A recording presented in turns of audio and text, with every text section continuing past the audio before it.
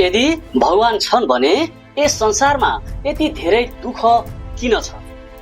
यो प्रश्न साधारण प्रश्न होइन। यो प्रश्न केवल नास्तिकले मात्र सोध्ने प्रश्न पनि होइन।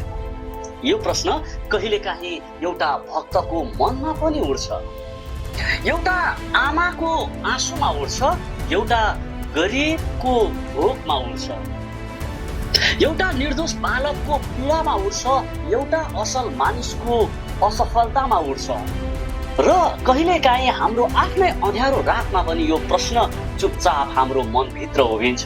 यदि साँच्चै भगवान छन् भने म किन दुखी छु? हामी भगवानलाई करुणामय भन्छौँ, भगवानलाई दयालु भन्छौँ, सर्वशक्तिमान भन्छौँ, सर्वज्ञ भन्छौँ, सर्वव्यापी भन्छौँ। तर फेरि प्रश्न उठ्छ, यदि उहाँ सर्वशक्तिमान हुनुहुन्छ भने दुःख हटाउन किन सक्नुहुन्न? यदि उहाँ करुणामय हुनुहुन्छ भने दुःख हटाउन किन चाहनुहुन्न? र यदि उहाँ सर्वज्ञानी हुनुहुन्छ भने मानिसको पीडा उहाँलाई थाहा छैन? यही प्रश्न आजको हाम्रो विषयको केन्द्र हो।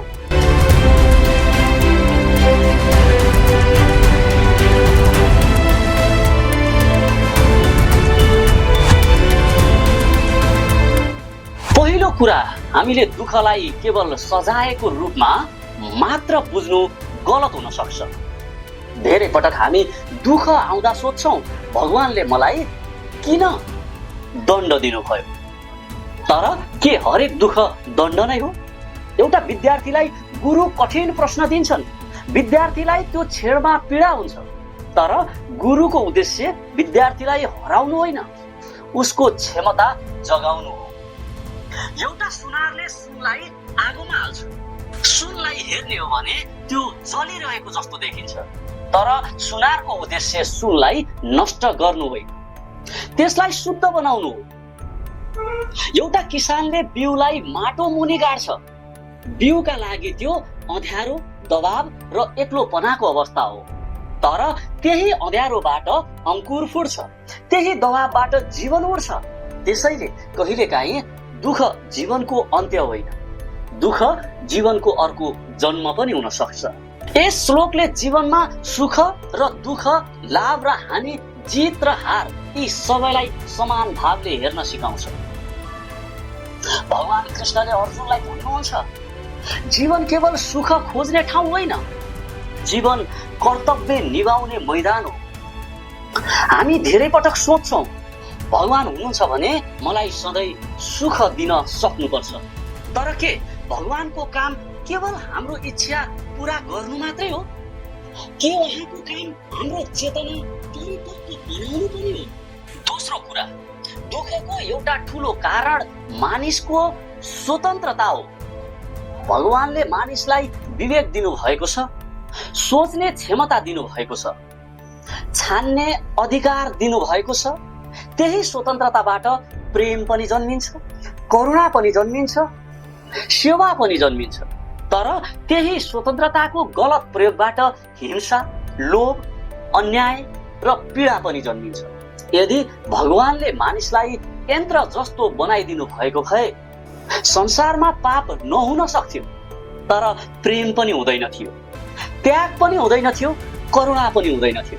किनकि यन्त्रले गल्ती गर्दैन, तर यन्त्रले प्रेम पनि गर्दैन। मानिस स्वतन्त्र छ, त्यसैले ऊ महान बन्न सक्छ, तर मानिस स्वतन्त्र छ, त्यसैले ऊ पतित पनि बन्न सक्छ। आज संसारमा भएका धेरै दुःख भगवानले बनाएका होइन, मानिसको लोभ, अहंकार, ईर्ष्या, हिंसा र अज्ञानताले बनाएका हुन्। युद्ध कसले बनायो? मानिसले। प्रदूषण कसले बढायो? मानिसले। भ्रष्टाचार कसले फैलायो? मानिसले। जात, धर्म, पैसा र शक्तिका नाममा विभाजन कसले गर्यो? मानिसले। अनि जब परिणाम दुःखका रूपमा आउँछ, हामी प्रश्न गर्छौं, भगवान कहाँ छन्? सायद प्रश्न यस्तो हुनु पर्थ्यो, मानिस भित्रको विवेक कहाँ हरायो? तेस्रो कुरा, भगवानको स्वभावलाई हामीले सही रूपमा बुझ्नुपर्छ। भगवान भनेको केवल इच्छा पूरा गर्ने शक्ति होइनन्, भगवान भनेको सत्य पनि हो, न्याय पनि हो, नियम पनि हो, करुणा पनि हो, चेतना पनि हो। यदि आगोमा हात हालियो भने हात जल्छ। यो भगवानको क्रूरता होइन, प्रकृतिको नियम हो। यदि विष पियो भने शरीर बिग्रन्छ। यो भगवानको अन्याय होइन, कारण र परिणामको नियम हो। यदि हामी गलत कर्म गर्छौँ भने त्यसको परिणाम आउँछ। यदि हामी गलत कर्म गर्छौँ भने त्यसको परिणाम पनि गलत नै आउँछ। यदि समाज गलत बाटोमा हिँड्छ भने त्यसको सामूहिक परिणाम पनि आउँछ। भगवान करुणामय हुनुहुन्छ भन्नुको अर्थ यो होइन कि कर्मको नियम नै रद्द हुन्छ। भगवान न्यायी हुनुहुन्छ भन्नुको अर्थ यो हो कि जीवनमा कारण र परिणामको गहिरो व्यवस्था छ। यो श्लोकले भन्छ मानिसको अधिकार कर्ममा छ, तर फलमा पूर्ण नियन्त्रण छैन। यसको अर्थ के हो भने जीवनमा हामीले सही कर्म गर्नुपर्छ, तर हरेक परिणाम हाम्रो इच्छा अनुसार आउँदैन। कहिलेकाहीँ हामीले राम्रो काम गर्दा पनि तुरुन्तै राम्रो फल देखिँदैन। कहिलेकाहीँ खराब मानिस केही समय सफल देखिन्छन्, तर जीवन केवल आजको दृश्य होइन। जीवन लामो प्रक्रिया हो, कर्मको परिणाम हो। कहिले तत्काल देखिन्छ, कहिले ढिलो देखिन्छ, कहिले हाम्रो बुझाइभन्दा धेरै गहिरो तहमा काम गरिरहेको हुन्छ। चौथो कुरा, दुःखले मानिसलाई भित्र फर्काउँछ। जब जीवन सजिलो हुन्छ मानिस बाहिर दौडन्छ। पैसा, प्रतिष्ठा, शक्ति, सम्बन्ध, सुविधा यी सबैमा मानिस रमाउँछ। तर जब जीवनले धक्का दिन्छ तब मानिस सोच्न थाल्छ, म को हुँ? जीवनको अर्थ के हो? म किन जन्मिए? साँचो सुख कहाँ छ? बुद्ध राजकुमार हुनुहुन्थ्यो, महल थियो, सुविधा थियो, सम्मान थियो, तर जब उहाँले रोग, बुढ्यौली, मृत्यु र दुःख देख्नुभयो त्यही दुःखले उहाँलाई सत्यको खोजमा धकेल्यो। यदि संसारमा दुःख नै नभएको भए बुद्ध जन्मनु हुन्थ्यो कि हुन्न? यदि अर्जुनको जीवनमा सङ्कट नआएको भए गीता प्रकट हुन्थ्यो कि हुन्न थियो? यदि मानिस कहिल्यै भाँचिँदैन थियो भने ऊ भित्रको परम चेतनालाई खोज्थ्यो कि खोज्दैन थियो? कहिलेकाहीँ दुःखले हाम्रो बाहिरी घमण्ड तोड्छ, तर भित्रको चेतना खोल्छ। कहिलेकाहीँ दुःखले हाम्रो शरीर कमजोर बनाउँछ, तर आत्मालाई बलियो बनाउँछ। कहिलेकाहीँ दुःखले हाम्रो योजना बिगार्छ, तर जीवनको गहिरो अर्थ देखाउँछ।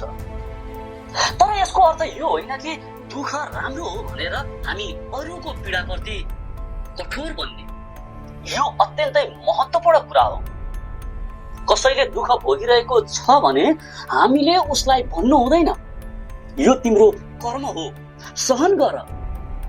होइन, सच्चा आध्यात्मिक यस्तो कठोर हुँदैन। सच्चा आध्यात्मिकता करुणामय हुन्छ।